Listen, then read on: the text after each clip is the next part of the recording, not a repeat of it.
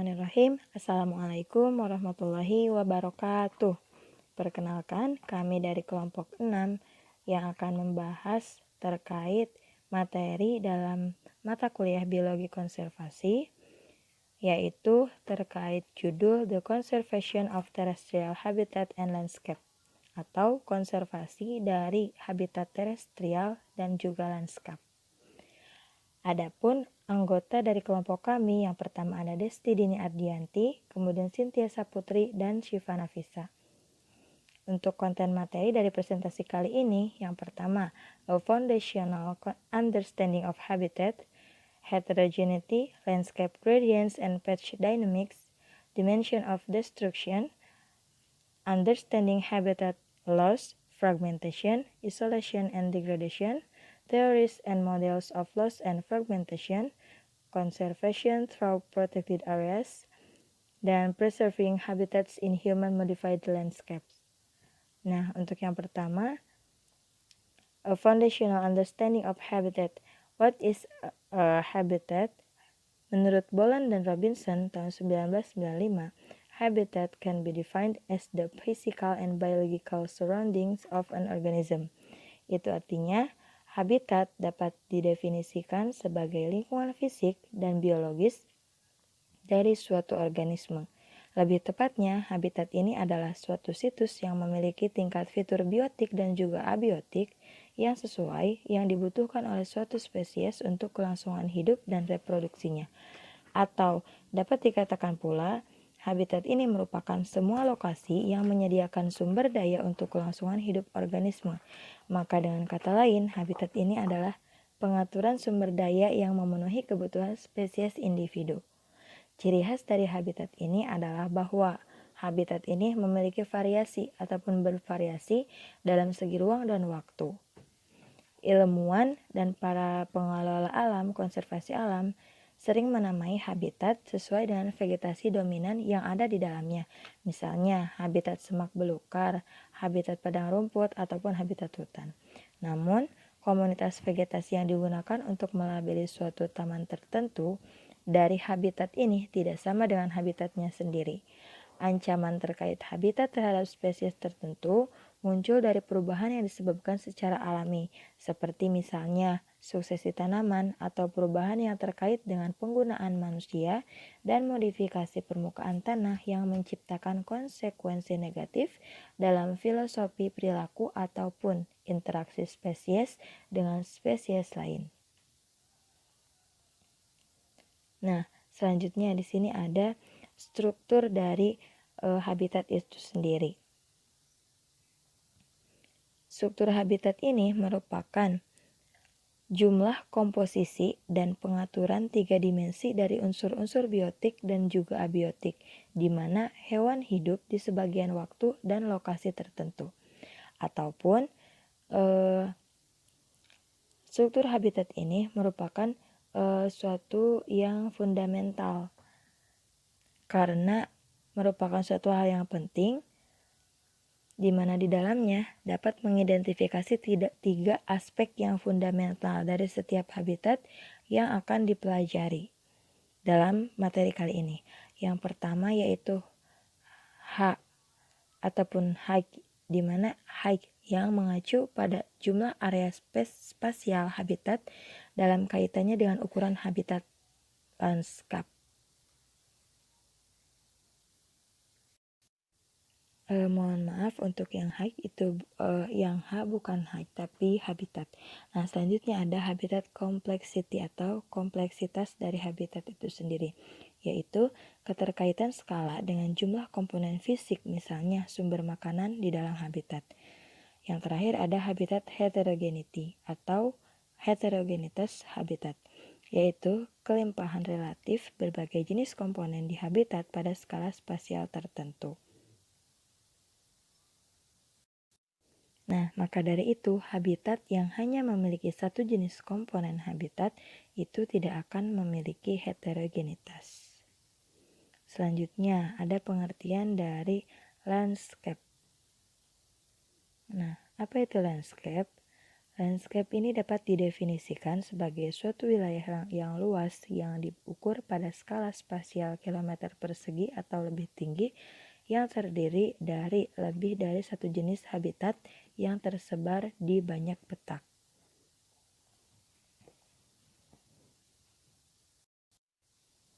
Nah, selanjutnya ada penggunaan habitat oleh hewan. Nah, di mana dilihat dari gambar 7.1 ini merupakan contoh dari penggunaan habitat oleh hewan. Di sini pemilihan habitat musiman oleh 3 rusa jantan dan 10 rusa betina di drainase Fiddler dan Fishtail Creek bagian selatan Montana, Amerika Serikat. Angka menunjukkan persentase, simbol dalam tanda kurung menunjukkan pilihan untuk plus, seleksi terhadap atau tidak ada pilihan atau nol. Nah, di mana data ini juga menunjukkan prinsip bahwa penggunaan habitat ini akan berubah seiring berjalannya waktu, ataupun bisa disebut di sini itu dikatakan secara musiman. Nah, perubahan tersebut harus diharapkan karena ketersediaan sumber daya di habitat juga berubah. Kenyataan tersebut sering terabaikan dalam desain taman dan cagar alam, sehingga dapat merugikan tujuan konservasi dari cagar alam tersebut. Jika susunan lengkap dari struktur habitat yang dibutuhkan suatu spesies di musim yang berbeda tidak ada di dalam cagar alam maksudnya, maka individu harus meninggalkan cagar alam tersebut atau wilayah tersebut untuk kemudian menemukan habitat yang sesuai, dan dengan demikian mereka akan menghadapi banyak ancaman. Nah, sehingga mereka dapat terlindung dari wilayah yang banyak ancaman tersebut. Dan kita juga dapat melihat bahwa dalam contoh ini, rusa seperti kebanyakan spesies yang lainnya menggunakan lebih dari satu jenis habitat. Itu dikarenakan satu habitat ini jarang menyediakan semua sumber daya yang diperlukan suatu spesies atau oleh rusa tersebut untuk menyelesaikan berbagai aktivitas penting selama masa hidupnya, termasuk juga kelangsungan hidup dan reproduksinya. Nah, perhatikan bahwa penggunaan habitat seringkali berbeda dari ketersediaan habitat, di mana beberapa habitat digunakan pada tingkat yang lebih tinggi dari yang diharapkan, sementara yang lain digunakan lebih sedikit dari yang diharapkan dibandingkan dengan distribusinya dalam lanskap. Nah, perbedaan ini dapat mengarahkan para konservasionis untuk membuat hipotesis yang terinformasi dengan baik tentang mengapa pola preferensi atau penghindaran habitat muncul pada spesies tertentu.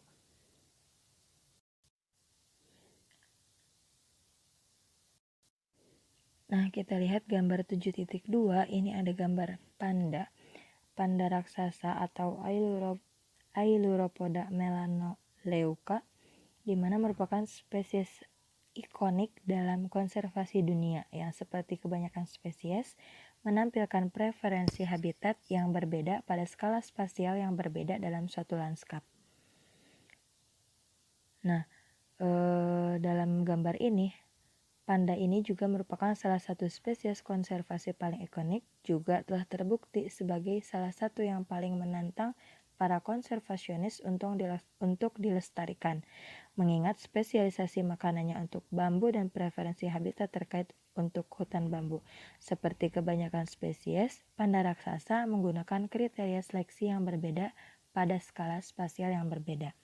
Nah, sebenarnya sebagian besar hewan yang secara konsisten menggunakan area ataupun wilayah penjelajahannya yang sama tidak menggunakan semua bagian area tersebut secara merata. Itu artinya ada beberapa wilayah yang mereka pilih untuk kelangsungan hidupnya. Sebagian besar penggunaan biasanya terjadi di area yang inti, yang mungkin hanya berkontribusi pada sebagian kecil dari total area dalam wilayah penjelajahannya. Sebagai contoh, pada populasi ini, jika tadi melihat kembali gambar 7.1, di mana individu mouse, terutama betina, memusatkan perhatian pada area mouse itu rusa pada area pemanfaatannya dengan karakteristik pencarian makanan yang optimal.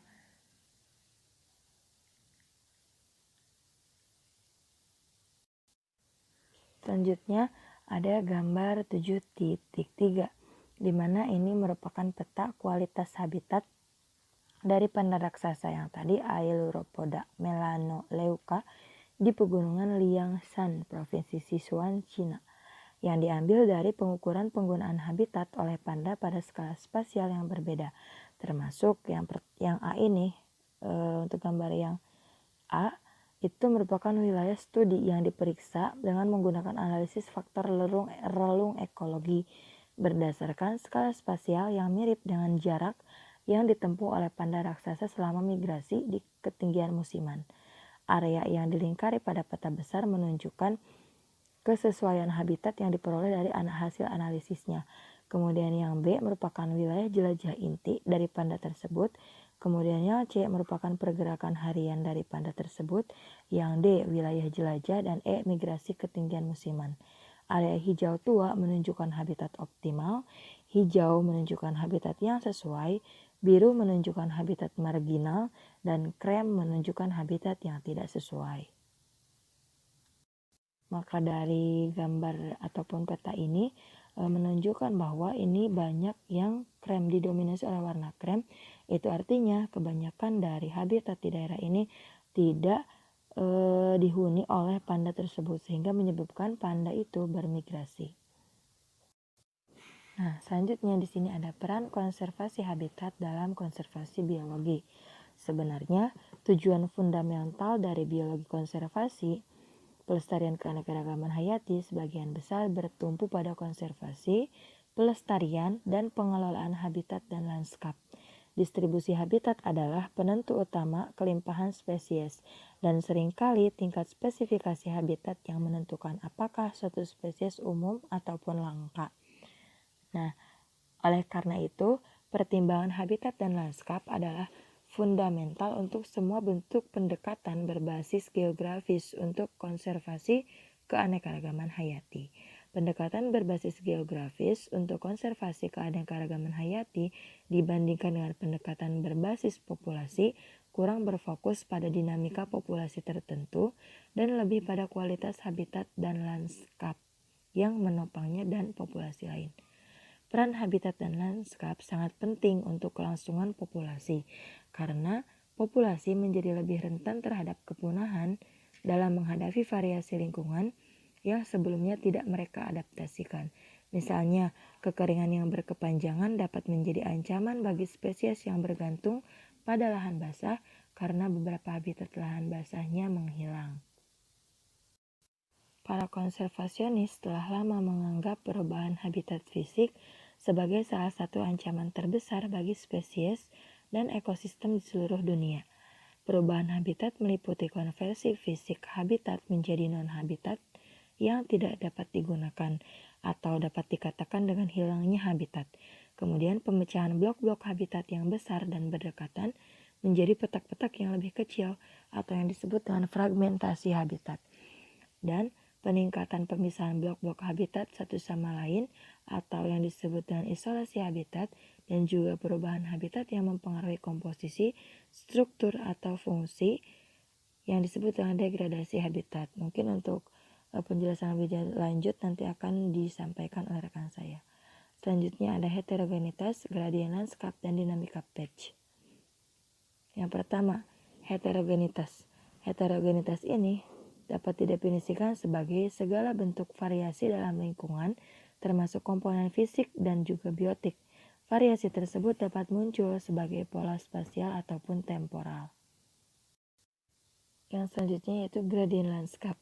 Nah, model gradien ini seringkali paling dapat diterapkan di lingkungan di mana distribusi organisme, terutama tanaman, sangat dipengaruhi oleh satu atau lebih variabel lingkungan yang terus berubah, seperti kelembaban, ketinggian, suhu, atau konsentrasi nutrisi tanah atau jenis tanah tertentu.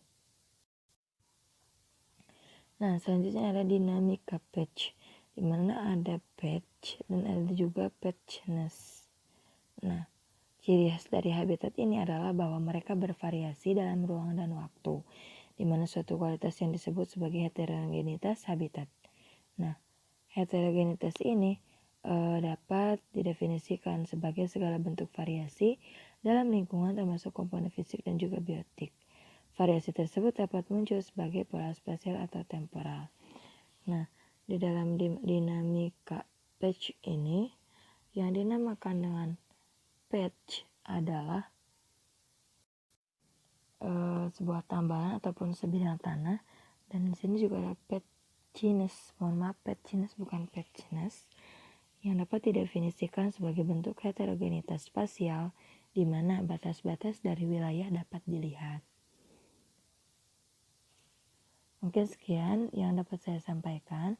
Untuk selanjutnya akan dilanjutkan oleh rekan saya. Kepada saudari Cynthia Saputri dipersilakan.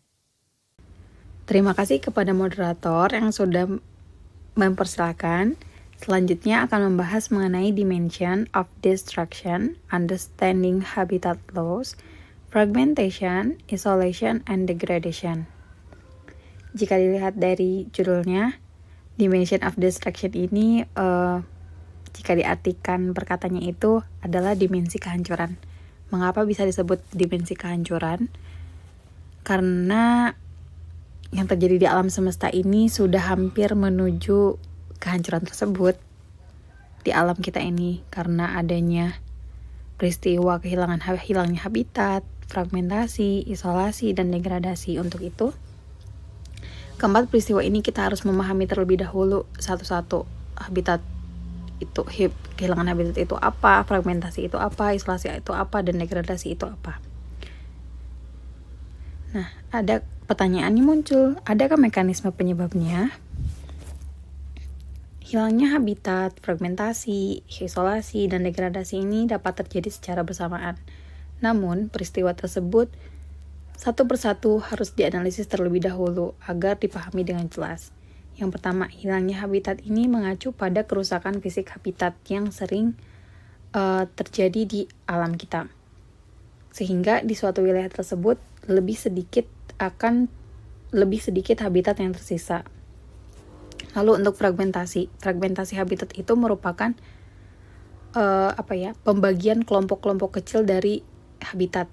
Jadi adanya habitat yang luas itu dibagi menjadi beberapa bagian habitat yang lebih kecil atau potongan-potongan atau fragmen-fragmen. Nah, kemudian isolasi. Isolasi ini mengacu pada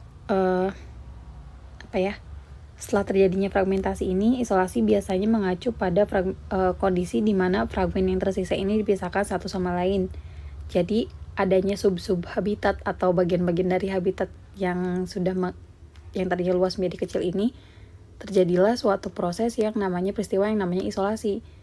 Jadi makhluk hidup yang ada di bagian-bagian kecilnya itu tidak dapat beradaptasi dengan makhluk hidup di luar habitatnya sendiri itu. Lalu ada degradasi. Degradasi itu merupakan suatu penurunan kualitas habitat. Nah, masuk ke penjelasan defining our terms. Artinya akan diungkap definisi secara detail lagi mengenai peristiwa-peristiwa tersebut. Yang pertama ada habitat degradation. Habitat degradation menurut Fisher and Lindenmayer adalah the gradual deterioration of habitat quality. Artinya, degradation ini merupakan satu peristiwa yang menjadi penyebab berbagai kepunahan dan kerusakan alam. Yang dapat diartikan bahwa degradasi merupakan penurunan kualitas habitat secara bertahap. Nah, bila situasi tersebut sering terjadi, maka semua makhluk hidup akan kehilangan tempat untuk hidup. Karena definisi dari habitatnya sendiri ini berarti mengacu pada tatanan fisik dan biologis di mana organisme hidup dan di mana komponen lingkungan lainnya ditemukan. Degradasi ini akan memunculkan istilah bernama hilangnya habitat atau habitat loss, yang merupakan faktor utama dari kepunahan spesies. Lalu ada fragmentation. Fragmentation habitat adalah sebuah proses perubahan lingkungan yang berperan penting dalam evolusi dan biologi konservasi. Dapat dimaksudkan lain juga bahwa fragmentasi merupakan suatu peristiwa yang menyebabkan habitat yang sangat luas dan berkelanjutan menjadi diperkecil atau dibagi menjadi 2 atau lebih fragmen. Nah, fragmen-fragmen yang terjadi ini ada kalanya akan mengakibatkan isolasi atau terisolasi satu dengan yang lainnya dari daerah yang terdegradasi. Isolasi sendiri merupakan suatu karakteristik biologis yang menyebabkan spesies simpatik yang menempati daerah geografi yang sama atau saling menutup dengan daerah persebaran geografi ini tetap bertahan. Jadi dari fragmentasi yang telah dibagi-bagi menjadi suatu bagian-bagian yang kecil, ini akan menyebabkan bagian saat misalnya menjadi 4 bagian A, B, C, D. 4 bagian A, B, C, D ini bagian A, habitat A ya di habitat A, habitat B di habitat B. Jadi tidak akan ada satu interaksi antara habitat-habitat yang lain ini. Sedangkan sebelumnya mereka menjadi satu kesatuan seperti itu. Kemudian di sini ada gambar yang menunjukkan suatu model konseptual dari 4 kondisi peningkatan modifikasi lanskap yang mempengaruhi kualitas habitat. Di mana di gambar tersebut ada gambar warna hitam yang menunjukkan habitat, dan yang warna hitam itu destroyed atau yang sudah habitatnya itu yang sudah rusak, itu yang sudah tidak utuh lagi. Yang mana yang kotak hitam pertama itu diberi nama itu bukan diberi label itu intact artinya utuh. Dimana remaining covernya di intact ini dia masih lebih dari 90%. Wilayah habitat utuhnya itu masih lebih dari 90%, yang mana level of modification-nya itu masih rendah. Lalu di variegated yaitu dia sudah beraneka ragam, jadi si habitatnya itu sudah dimodif, ada yang sudah dimodif gitu, dengan remaining covernya itu di 60-90%, dan di level modification-nya itu dari sudah rendah sampai yang tinggi. Lalu di fragmen ini artinya bisa dilihat di gambar bahwa sudah tersisa satu bagian hitam saja dengan wilayah tepi berwarna abu dengan remaining covernya sekitar 10-60%, dan level modifikasinya itu di rendah sampai tinggi. Sedangkan yang gambar terakhir di reliktual ini artinya dia sudah yang hidup, yang habitat yang adanya itu sudah sangat terbatas. Mostly high dimodifikasinya sudah sangat tinggi, dan yang tersisanya mungkin hanya 10% saja. Seperti itu. Lalu di slide selanjutnya ada gambar mengenai 5 dimensi pengaruh habitat matriks pada spesies yang bergantung pada pH. 3 efek inti ini merupakan terdiri dari penyebaran, sumber daya penyediaan, dan abiotik lingkungan matriks, yang mana mempengaruhi spesies melalui spasial variasi, skala spasial, temporal variasi, dan skala temporal matriks, yang dimediasi melalui kemampuan beradaptasi dan plastisitas jenis. Nah, untuk yang isolating consequence of habitat fragmentation and effect of age, di sini dibuat atau dihilangkan 40% dari habitat yang ada, menjadi terbagi menjadi beberapa bagian. Terlihat habitat tepinya yang berwarna abu, dan yang hitamnya itu habitat interiornya. Nah, ini merupakan gambar terkait pengaruh hilangnya habitat pada jumlah daerah tepi dan interior habitat. Ketika 40% bagian dari habitat ini dihilangkan, maka jumlah habitat interior ini akan berkurang sekitar 60%. Dilihat dari gambar, spesies edge ini atau spesies tepi ini tidak mengalami peningkatan atau penurunan habitat yang signifikan, karena mungkin ada beberapa habitat yang memang sudah bisa tinggal di habitat yang paling atas atau misalnya yang di bawahnya atau yang agak besarnya ini. Jadi tidak terlalu berpengaruh seperti itu. Namun tetap saja jika dilihat dari gambarnya terlihat ya yang tadinya tempat habitat atau yang luas menjadi hanya beberapa bagian saja dan tidak besar kecilnya itu tidak sama gitu. Mungkin ada yang makhluk yang di sana itu yang paling kecil itu mungkin tidak bisa hidup ketika habitatnya hanya terbatas seperti itu. Lalu di gambar ini berkaitan dengan temuan yang telah dilakukan oleh suatu peneliti, yaitu menguji adanya daerah tepi di mana objek penelitiannya itu adalah burung pengicau bernama Cyanosita cristata dan burung penyanyi yang bertubuh kecil yang bernama host friends yang terlibat dalam predasi sarang.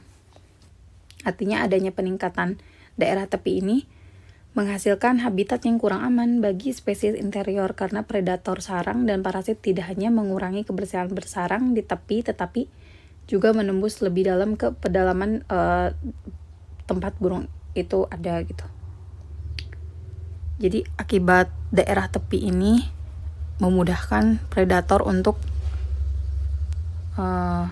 semakin melakukan pemangsaannya seperti itu. Lalu di loss and fragmentation, nah ini ada eksperimen oleh peneliti bernama Samuel Marshall, Sean Walker, and Ann Ripsta, yaitu ahli biologi di Universitas Miami di Ohio, Amerika Serikat. Ketiga peneliti ini melakukan eksperimen ini karena khawatir terhadap efek-efek yang ditimbulkan oleh hilangnya habitat, fragmentasi dan degradasi habitat tersebut. Sehingga dilakukan penelitian terhadap laba-laba serigala yaitu Tigrosa helio dan Pardosa melvina, di mana Pardosa melvina ini merupakan predator invertebrata yang berburu mangsanya di permukaan tanah. Dia suka atau tinggal di permukaan tanah, lebih menghabiskan banyak waktunya di permukaan tanah. Sedangkan Tigrosa helio ini dia ukuran tubuhnya lebih besar dan lebih selektif habitatnya, penyebarannya yang buruk dan tidak suka permukaan. Ketika suatu lahan yang ada di gambar tersebut dimanipulasi oleh peneliti tersebut, dia jadikan seperti keadaan aslinya, yaitu terjadinya fragmentasi, isolasi, degradasi, dan hilangnya habitat itu, laba-laba ini mengeluarkan respon gitu. Responnya itu ternyata hasil penelitiannya itu adanya hilangnya habitat yang terlepas dari isolasi dan terfragmentasi ini berakibat memiliki efek besar terhadap Tigrosa helio ini adalah spesies laba-laba yang penyebarannya sangat buruk dan sangat selektif terhadap habitat. Mungkin karena adanya karakteristiknya ini mempengaruhi bagaimana dia bisa hidup di keadaan yang sangat tidak baik gitu karena terjadinya fragmentasi dan lain-lain. Seperti itu. Lalu pembahasan terakhir mengenai theories and models of loss and fragmentation. Ini seorang ahli biologi konservasi dapat membuat model berdasarkan persepsi spesies aktual tentang struktur lanskap. Nah, mereka kemudian dapat mulai melihat konektivitas lanskap dari perspektif spesies individu, dan pendekatan ini memungkinkan pengembangan strategi konservasi yang lebih efektif. Salah satu pendekatan teoritis yang memberikan pemahaman sistematik tentang efek hilangnya habitat dan fragmentasi habitat ini disebut teori perkolasi. Nah, para peneliti ini kemudian dapat mulai melihat konektivitas lanskap dari perspektif spesies individu, dan pendekatan ini memungkinkan pengembangan strategi konservasi yang lebih efektif. Nah, karena tadi sudah dijelaskan dimulai dari awal tentang fragmentasi, isolasi, degradasi, dan hilangnya habitat ini benar-benar sangat berpengaruh terhadap kehidupan makhluk hidup di alam. karena banyak sekali efek negatif yang terjadi ketika misalnya terjadi suatu fragmentasi. Itu akan menyebabkan mengancam kepunahan, lalu mengurangi daerah jelajah hewan tersebut, dan kebanyakan disebabkan oleh aktivitas manusia seperti yaitu urbanisasi, membuat perkotaan, jalan, dan lain sebagainya. Mengapa bisa menjadi kepunahan gitu, mengancam kepunahan dan sangat fatal gitu akibatnya, karena adanya fragmentasi ini akan menjadi memperkecil suatu potensi suatu spesies yang menyebar untuk dan berkolonisasi. Jadi ya hanya spesies di habitat itu saja gitu, tidak bisa masuk ke habitat lain karena sudah terpisah oleh beberapa kegiatan manusia. Seperti itu. Nah, sekian yang dapat saya sampaikan. Mungkin materi selanjutnya akan disampaikan oleh teman saya kepada Desti, dipersilahkan.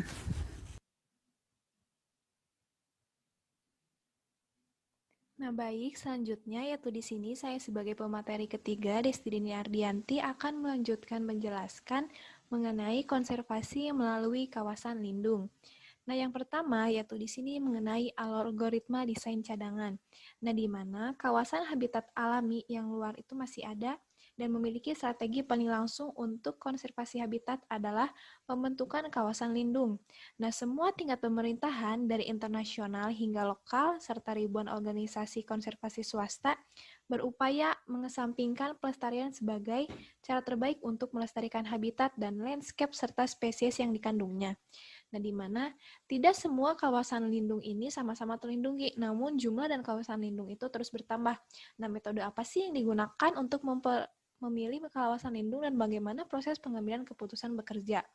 Nah, di sini yaitu ada The Nature Conservancy atau TNC adalah salah satu organisasi non-pemerintah paling berpengaruh di dunia dalam bidang konservasi. Nah, di mana tugasnya itu untuk mengelola sistem cagar alam swasta yang terbesar di dunia dengan kepemilikan di 6 benua.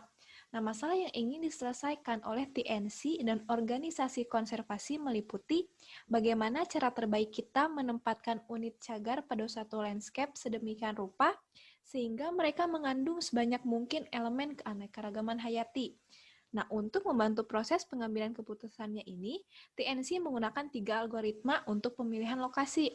Yang pertama yaitu the greedy richness algorithm, yaitu dapatkan spesies terbanyak dengan lokasi paling sedikit. Yang kedua yaitu mengenai the greedy rarity algorithm, dapatkan spesies paling langka terlebih dahulu. Lalu tambahkan spesies yang semakin umum setelah spesies paling langka dihitung. Nah, yang ketiga yaitu mengenai algoritma konektivitas, nah di mana menyediakan ketahanan populasi skala landscape dengan memaksimalkan kemungkinan penyebaran antar lokasi dengan meminimalkan jarak antar lokasi atau dengan menyediakan habitat batu loncatan atau koridor penyebaran antar lokasi. Yang kedua yaitu di sini ada gambar mengenai hubungan jarak penyebaran maksimum. Ini dapat dilihat di sini mengenai hubungan jarak penyebaran maksimum burung hantu tutul Meksiko yaitu Strix occidentalis lucida dengan jarak konektivitas dapat dimisalkan juga dengan KM, ya di mana jarak maksimum antara habitat yang terhubung ini itu, nah perhatikan bahwa pada jarak penyebaran di bawah 45 km ini, jarak konektivitasnya ini menurun tajam yang menunjukkan bahwa bagi burung hantu bahwa habitatnya itu yang tersedia menjadi terpisah lebih dari 150 km dari satu sama lain secara efektif itu menjadi terputus. Nah, yang kedua yaitu di sini ada gambar mengenai lokasi dan kepentingan strategis distrik menjaga Gunung Tyler di tengah New Mexico, Amerika Serikat. Selanjutnya yaitu mengenai analisis GAP dan desain cadangan. Nah, di mana salah satu upaya paling komprehensif dalam perancangan cagar dan perencanaan konservasi ini adalah program analisis kesenjangan yang sedang berlangsung, yang sekarang ini itu disebut sebagai analisis GAP. Nah, di mana awalnya GAP ini itu dikembangkan oleh J.M. Scott dan orang-orang konservasi lainnya di Universitas Idaho, USA. Nah, di mana GAP ini itu menggunakan satelit pencitraan dan teknologi GIS untuk menghasilkan suatu peta regional distribusi vegetasi dominan atau distribusi geografis dari hewan spesies dan kemudian berhubungan melalui distribusi ke cagar konservasi yang ada. Nah, untuk lebih khusus lagi, analisis GAP ini tuh menentukan melalui penggunaan peta overlay komputer tersebut. Apakah populasi spesies yang ditargetkan ini itu untuk konservasi berada dalam batas kawasan lindung saat ini? Di mana yang di sini ada tugas berurutan GAP. Yang pertama yaitu memetakan vegetasi yang ada ke tingkat spesies dominan atau kodominan dari citra satelit. Yang kedua yaitu memetakan prediksi distribusi spesies vertebrata menggunakan catatan museum dan badan koleksi dengan peta jangkauan umum yang ada untuk setiap spesies. Yang ketiga yaitu memetakan kepemilikan lahan publik dan lahan konservasi swasta. Yang keempat menunjukkan jaringan lahan konservasi saat ini melalui distribusi gabungan dari lahan publik dan lahan konservasi swasta. Yang kelima membandingkan distribusi vertebrata asli dan komunitas vegetasi dengan jaringan lahan konservasi. Dan yang keenam ini, dari perbandingan ini memberikan dasar informasi yang objektif untuk opsi-opsi dalam mengelola sumber daya hayati. Selanjutnya yaitu mengenai desain cagar dan kesesuaian habitat. Nah, di mana menggunakan data dari IUCN, Global Assessment Amphibi dan Global Assessment Mamalia, mereka ini itu menentukan rentan geografis. Nah, di sini itu terdapat lokasi-lokasi yang dipilih dalam 4 skenario rancangan cagar alam untuk mamalia dan amfibi Afrika. Nah, gambar A ini itu meliputi 5% dari rentang geografis diwakili dalam cadangan. Gambar B di sini 5% dari kawasan habitat yang sangat sesuai diwakili dalam cagar. Dan gambar C ini itu 10% dari rentan geografis diwakili dalam cadangan. Gambar D di sini 10% dari kawasan habitat yang sangat sesuai diwakili dalam cagar. Meskipun kemungkinan paling efektif dalam memenuhi tujuan konservasi ini tuh akan membutuhkan peningkatan sistem cagar Afrika saat ini hingga hampir 100%. Nah, berdasarkan analisis kesesuaian habitat, Rondinini dan rekan-rekannya ini menetapkan bahwa sistem cagar alam di Afrika ini itu memerlukan perluasan sekitar 30-100% untuk mencapai target konservasi minimal. Nah, jadi pada saat analisis mereka ini, kawasan lindung yang ada mencakup 3,44 juta kilometer persegi atau 10% dari permukaan daratan Afrika. Nah, tetapi untuk mencapai target 5% ini itu, untuk rentang geografisnya, sistem cadangan saat ini itu akan membutuhkan peningkatan sekitar 1,11 juta kilometer persegi atau berkisar 32%. Nah, selanjutnya yaitu mengenai menentukan ukuran cadangan yang sesuai. Nah, di sini ada pendekatan 3 langkah klasik untuk masalah estimasi ukuran optimal dari suatu cagar konservasi. Nah, tujuan dari cagar ini adalah untuk memastikan keberadaan suatu spesies atau kelompok spesies tertentu. Maka kebutuhan spesies tersebut itu menjadi kriteria operasi untuk ukuran cadangan. Nah, usulan saat ini untuk melestarikan habitat di wilayah yang sama dapat meningkatkan jumlah habitat yang dilestarikan dengan penambahan di lahan mereka yang relatif sedikit. Nah, cagar yang lebih kecil ini itu mungkin lebih baik dalam menjaga keanekaragaman habitat yang dilindungi. Tetapi para konservasionis secara tradisional ini berasumsi bahwa cagar yang lebih kecil itu akan berdampak negatif pada tingkat populasi beberapa spesies. Namun, ini tidak selalu terjadi. Jadi, dengan pengelolaan yang intensif dan cerdas juga, cagar alam kecil dapat memberikan kontribusi penting bagi upaya konservasi.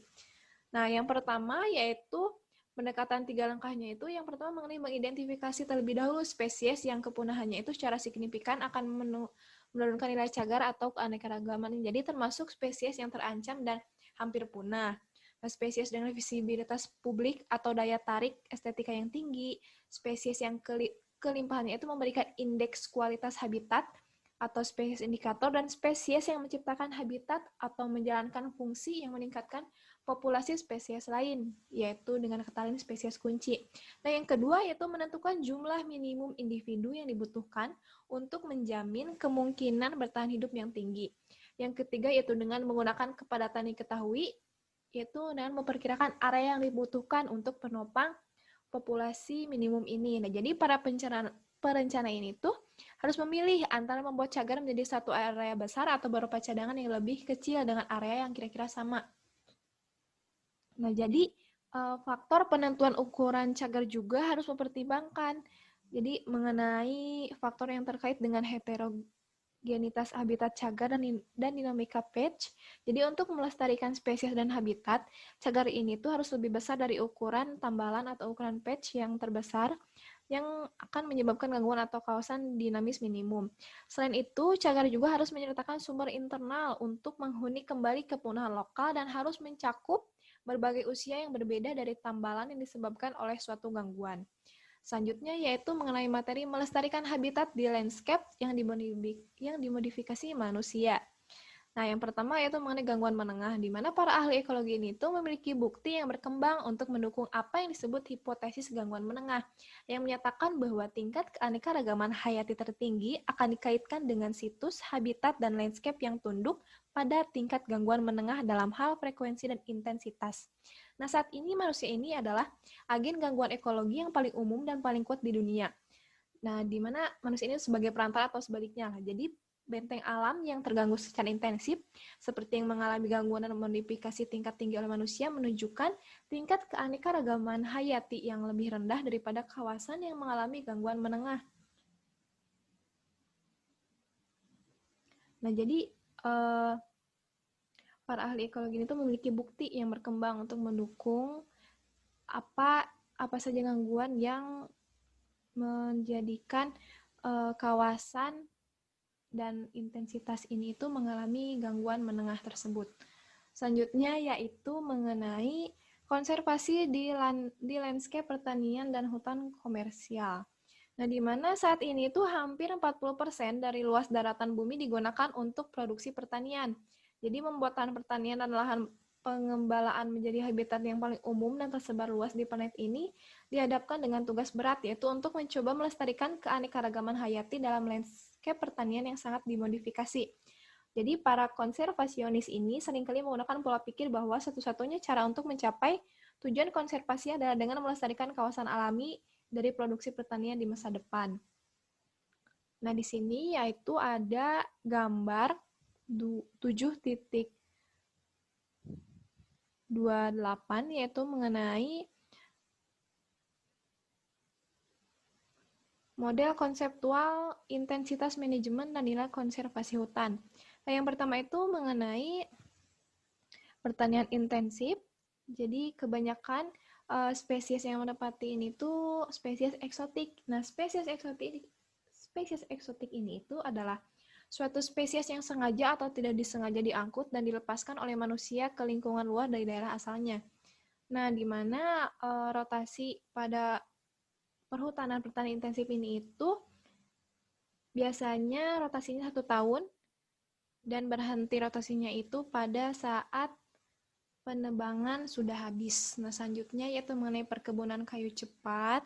Di sini lalu ada industri mengenai spesies eksotik, hutan tanaman eksotik, hutan alam dilindungi, yaitu yang keempat mengenai hutan tanaman asli, yang kelima mengenai perkebunan konservasi non-industri, dan yang keenam mengenai hutan alami dan semi alami yang dikelola. Nah, di mana gambar 728 ini tuh meskipun tidak mencapai nilai konservasi sebesar hutan asli yang dikelola, hanya untuk konservasi. Jadi hutan tanaman dan hutan komersial ini tuh dapat menambah nilai konservasi yang signifikan pada landscape tempat mereka berada. Nah, misalnya itu pada hutan komersial dan hutan tanaman dapat menyangga efek negatif dari fragmentasi habitat dengan membentuk matriks antara fragmen hutan alam yang menimbulkan konektivitas antara fragmen tumbuhan dan hewan. Selanjutnya yaitu mengenai mengurangi efek manusia yang harus dihindari. Nah, hilangnya habitat dan pemindahan rentan pada kasus Line Creek Elk di daerah terpencil di selatan tengah Montana, Amerika Serikat, dan mengenai populasi rusa Cervus elapus yang dikenal sebagai spesies kawanan musim dingin yang terdapat di kaki bukit tertutup semak belukar tertanam dalam mosaik kepemilikan pribadi di negara bagian dan federal. Jadi Phillips ini itu mengadopsi serangkaian aturan komprehensif untuk meminimalkan efek merugikan dari pengeboran. Nah, perusahaan itu menyetujui untuk menggunakan lokasi pengeboran hanya di musim panas dan awal musim gugur. Nah, saat rusa akan menggunakan area lain di ketinggian yang lebih tinggi, Akses ke lokasi dibatasi pada satu jalan yang hanya digunakan oleh kendaraan perusahaan dan dinas kehutanan. Kemudian ditutup kembali setelah eksplorasi selesai. Jadi, prakerja itu membatasi aktivitas di lokasi pengeboran untuk kehidupan populasi rusa Serpus elapus ini. Nah, selanjutnya di sini yaitu mengenai studi Line Creek menggambarkan teknik dan prinsip yang dapat dilakukan untuk mengurangi hilangnya habitat yang terkait dengan perpindahan populasi hewan oleh aktivitas manusia. Nah, yang pertama yaitu adalah tentang batasan waktu. Jadi, jika hewan menggunakan habitat secara musiman, aktivitas manusia dapat dijadwalkan untuk berlangsung di habitat tersebut pada musim ketika hewan tidak ada. Yang kedua yaitu mengenai akses terbatas, di mana jika jalan dibangun untuk digunakan manusia, efek merugikannya itu dapat dikurangi. Jadi, aksesnya dibatasi hanya pada mereka yang melakukan aktivitas penting saja. Yang ketiga yaitu mengenai minimalisasi visual. Jadi dicontohkan di sini itu dengan menurunkan rig pengeboran ke posisi horizontal. Jadi mengurangi jarak di mana objek yang terkait dengan gangguan dapat dilihat oleh hewan, mengurangi respon hewan terhadap objek tersebut dan membuat lebih banyak area tersedia untuk digunakan oleh hewan. Nah, yang teknik keempat adalah reklamasi. Jadi dengan segera menjuburkan kembali situs yang terganggu, perusahaan minyak memulai aktivitas suksesi di lokasi pengeboran yang sebenarnya dengan cepat dan bertindak dengan cara yang dapat membuat situs tersebut lebih cepat menyerupai keadaan sebelumnya yang tidak terganggu. Jadi sehingga melakukan perbaikan kembali setelah kawasan tersebut terganggu. Selanjutnya teknik kelima yaitu meskipun tidak digunakan dalam contoh ini, tanpa penempatan permukaan ini melalui teknologi seperti pengeboran terarah, seperti ekstraksi minyak, gas alam, dan sumber daya bawah permukaan lainnya yang terletak di bawah lokasi yang ditutupi oleh habitat berkualitas tinggi dapat dilakukan dengan pengeboran permukaan di lokasi terpencil saja dengan habitat berkualitas rendah. Nah, dengan kegiatan ini tuh dapat mengurangi efek merugikan dari aktivitas ini pada populasi spesies yang hampir punah. Sekian yang dapat kelompok kami sampaikan, kurang lebihnya mohon maaf. Terima kasih. Wabillahi taufiq wal hidayah. Wassalamualaikum warahmatullahi wabarakatuh.